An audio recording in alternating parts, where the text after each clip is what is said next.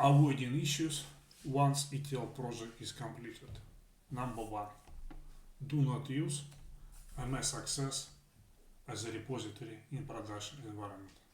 Unfortunately, over time it tends to fail and you may need to run and compact repair procedure manually.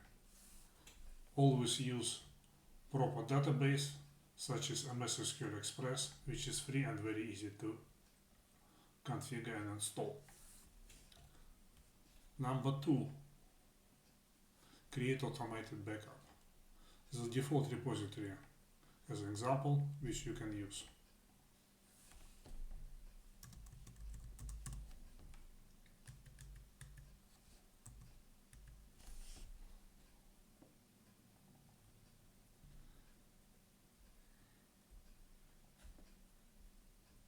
Here it is.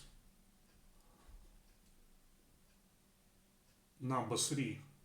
Add all objects to the version control. Click Add Version.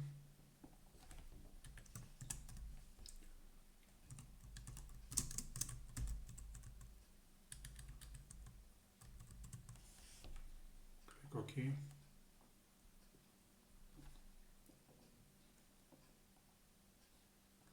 Here are the objects. Number 4. Make all objects read-only.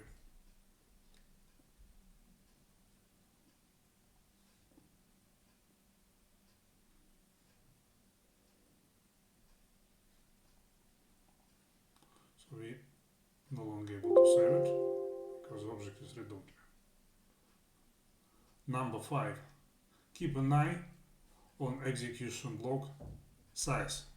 Over time it might grow a lot, so we suggest to check it on monthly basis. You can do it manually. You can clean it manually by selecting delete button, or you can set up a regular task to execute it monthly. And last one, number 6, create offline backup. I hope you found this tutorial useful.